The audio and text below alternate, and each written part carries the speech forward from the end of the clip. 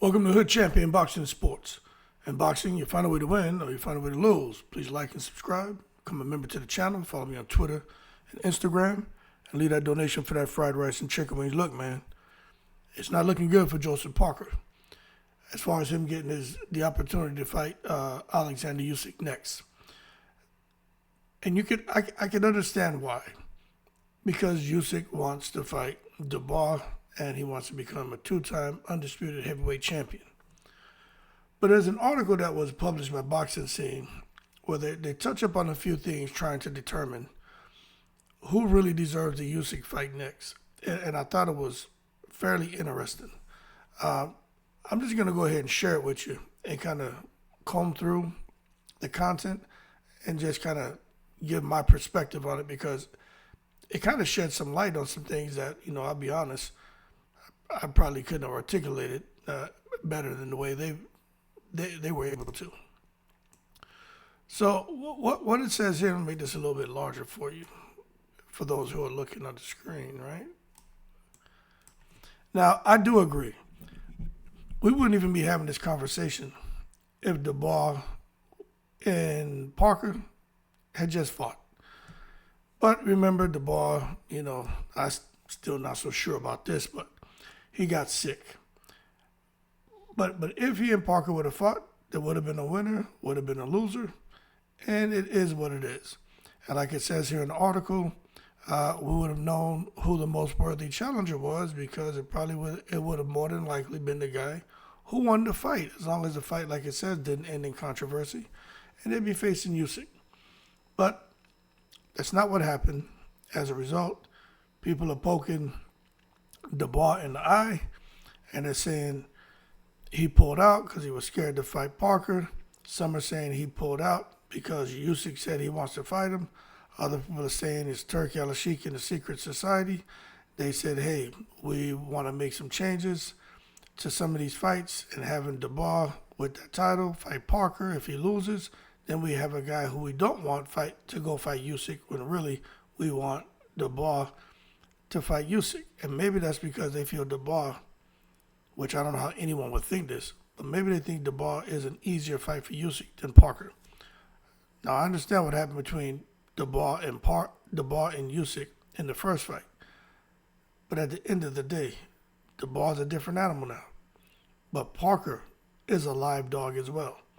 But nonetheless, it is what it is. We don't always get what we want.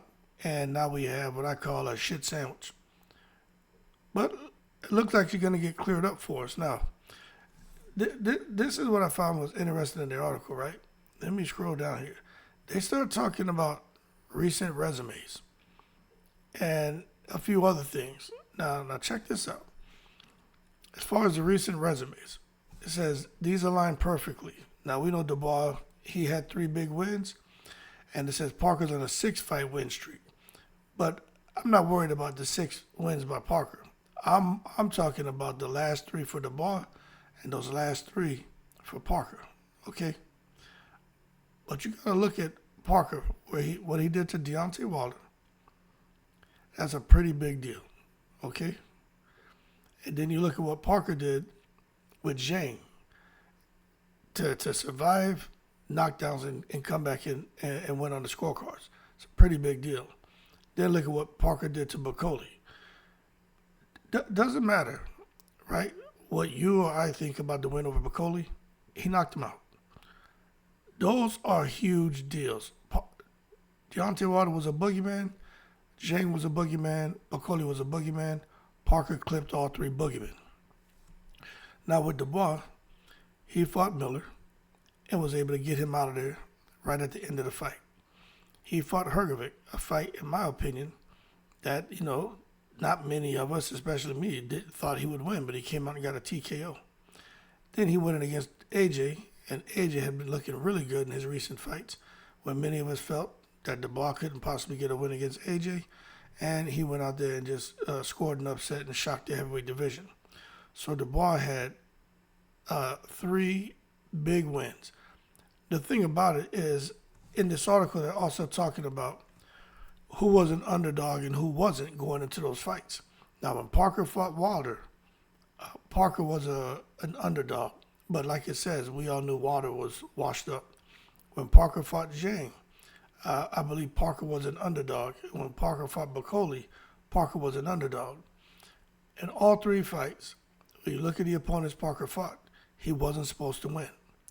To based on the betting odds. Now with Dubois, when he fought Miller, not many people thought he would win that fight. He was an underdog. When Dubois fought Hrgovic, he was an underdog. When Dubois fought AJ, he was an underdog. Now the thing is, Parker and Dubois both were underdogs going into their last three fights. But who had the stiffer competition? When Parker fought Wilder, obviously we knew something is wrong with Deontay Wilder. He's not the same. Zhang was a solid opponent. You got to give Parker credit for that win. And Bacoli's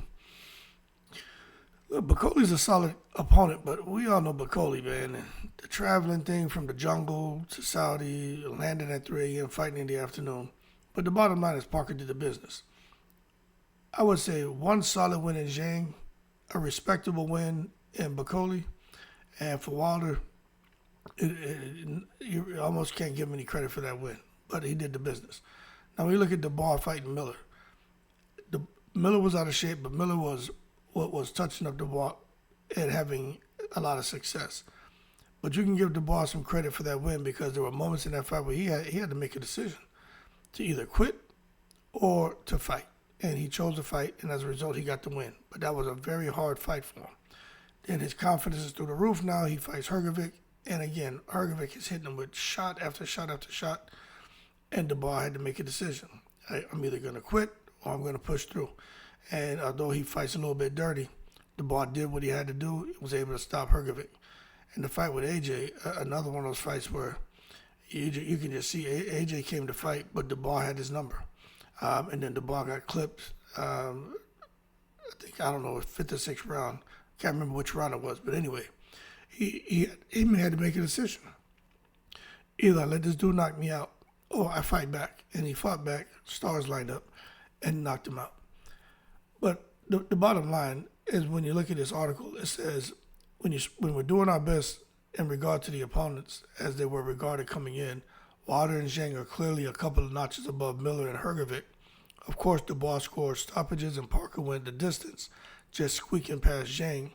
And Dubois' win over Joshua is undoubtedly worth more than Parker's win over an unprepared Bacoli.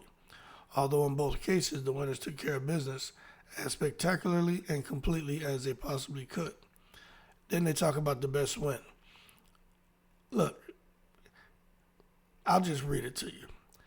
The best win says the explanation will be a whole lot quicker. Whatever one may think of Joshua now, he was riding high, heading into his fight with Dubois, having won 4 in a row, including blowouts out of Wallen, Ngannou, and it says, and Dubois demolished AJ. So Parker's win is either Wilder, Bacoli, or majority decision over Andy Ruiz way back in 2016. None of those compared to the eviscerating Joshua at Wembley Stadium. This category goes to Dubois. So you can see the majority of people feel that the best win as far as between Parker and Dubois, that is going to go to Dubois. Then they start talking about the history with Usyk, and although Dubois already lost to Usyk, bottom line they say it's an edge to Parker in terms of not having had a chance to face Usyk, but it's an edge to Dubois in terms of lingering sense among some that there remains a controversy to clean up. For those who don't remember, Dubois did catch Usyk with a nice body shot. Shit wasn't low, and Dubois, Usyk didn't like it, and he was able to get like a 5-7 minute break. Then he came back to beat Dubois. Anyway, I think the edge goes to Parker as far as the history of Usyk because I'd like to see him fight him, but they consider it a draw. Action potential, I don't care what you say, Dubois is the man. You look at it, the way he's been fighting, he's always fought, especially now. You know, he's coming in there, he's smelling blood, he got his foot on the gas pedal, and Parker can fight. But as far as someone coming there looking for the ultimate mashup, crash-up, that ain't Parker. He's looking to box, punch, counter, time you, Dubois just looking to come and steamroll you. So action potential, you know you got to go with Dubois. You know what you're going to get when he gets in the ring. Personality, man, you got to get at the Parker. Dubois, it's like he just learned how to talk. And even when he does talk, you don't know what the hell he's saying. It's almost like he's used to his dad speaking for him. But the bottom line is Parker definitely has a better personality, marketability maybe as well. But Parker's a nice guy, so you got to give him credit there. But when they talk about marketability, this says right here, man, Daniel Dubois. I don't know if I agree with that. But they talk about him being younger compared to Parker, and as far as him being a destructive puncher, and his name being slightly bigger. I agree with some of that, but I don't know. I don't know. But definitely, those boys out in the UK, man, have good people behind them, and they definitely do a great job with building their profiles. It says the final verdict here. They say 3-2 Dubois, as far as who they feel deserves a fight with Usyk. So it is what it is, man. It's an interesting article. You can take time to go read the whole thing. I kind of agree with some of the stuff they say, but this is the article on Boxing Scene. Daniel Dubois, Joseph Parker, determining who Alexander Usyk should face next. Interesting read. Anyway, if you say, hey, well, who do you think should face Usyk next?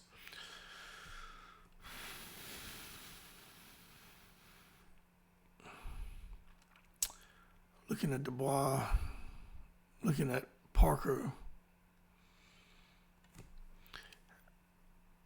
I almost want to say Dubois. Parker deserves a shot too. That's what's crazy. But how about this? I don't think Dubois or Parker should fight Caballero. I'll put it to you that way. But it is what it is. Dubois has done the business, so has Parker, but Dubois has a title. Let him go fight for Undisputed. Parker will have to, figure out his next move until he gets an opportunity to possibly face one of these guys for Undisputed, if that opportunity even presents itself. Anyway, y'all keep cool. I'm about to go to the gym. In the breeze.